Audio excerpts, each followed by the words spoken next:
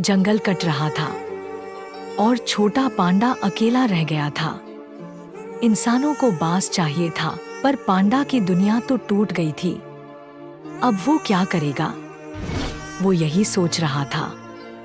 और तभी आई लूना, एक सफेद बिल्ली जिसकी आंखों में था दर्द और एक प्लान। लूना ने पांडा के आंसू पोंछे और उसे अपने साथ ले गई। जंगल पार किया, पहाड़ पार किया। रास्ते आसान नहीं थे, लेकिन हर कदम पर उम्मीद थी। थोड़ा और चलते ही उन्हें मिल ही गया एक नया हरा भरा बांसों का जंगल, जहां पांडा आराम से रह सकता था।